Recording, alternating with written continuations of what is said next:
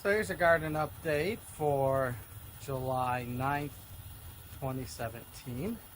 A few more things that we've done in the backyard garden here that I will show you.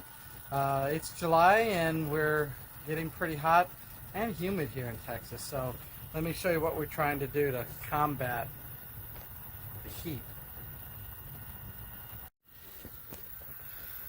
All right, to combat the heat, because this side of the house gets way more than 8 hours of sun a day, is shade cloth.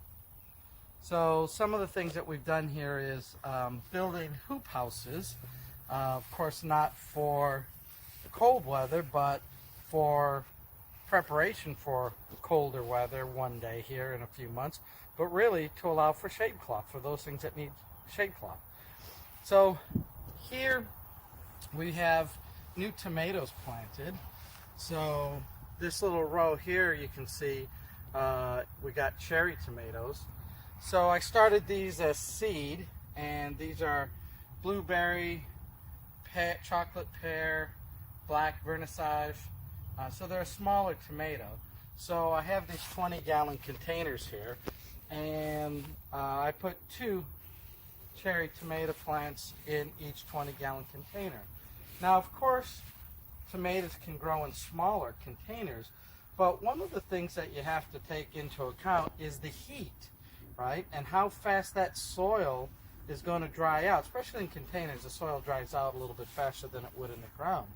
So one of the things that I've kind of learned is, while you can grow small things in small containers, but the plants are going to get stressed out more and they're going to require more watering. So the bigger the container, not necessarily because of the plant size, but because you want the dirt and the moisture and the temperature and all that other stuff to kind of withstand the summer. So bigger containers are kind of a better thing here in Texas in this heat.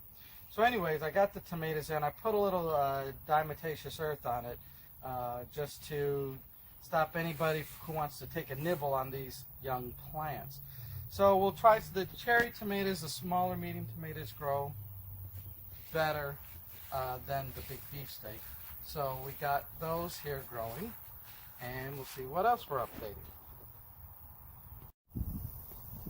Alright, so some of the other things that we decided to do here, of course, is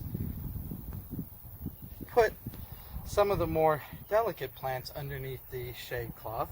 So cucumbers, the sun really beats down on them, so I moved the cucumbers underneath here. So the plants that need maybe a little protection from the sun, we put underneath. So it's kind of a bit of a plant shuffle, but you can do that with the containers. You just pick them up and reposition them.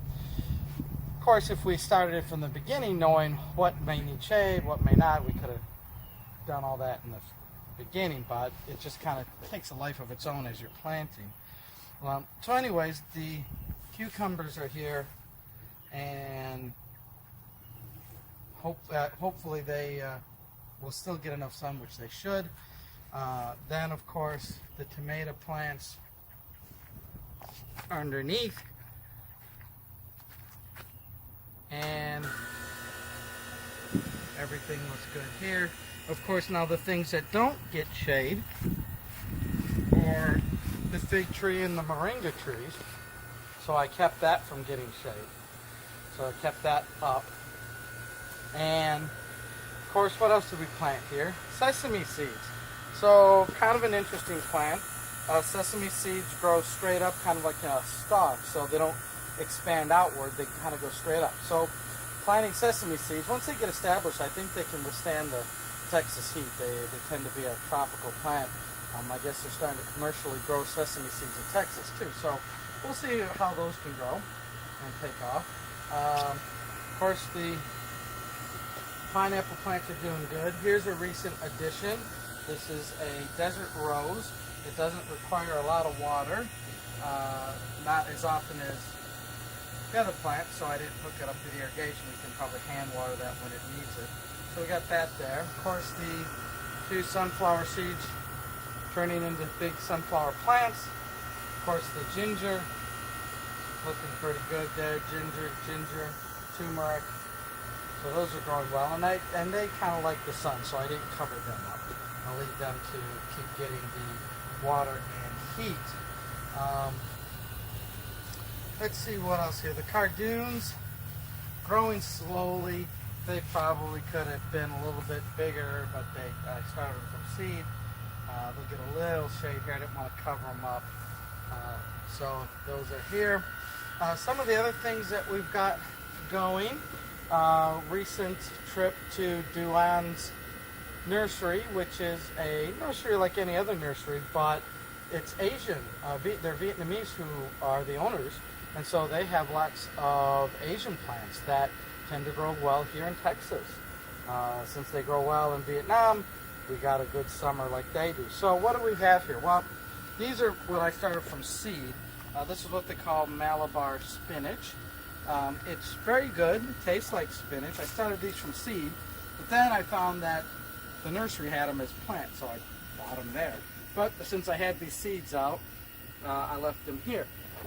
And basically, it's almost like a succulent a little bit. They vine up. They grow on a vine, and you can eat the leaves and the stem. Let me come over here. I'll show you what the plants look like when they get bigger.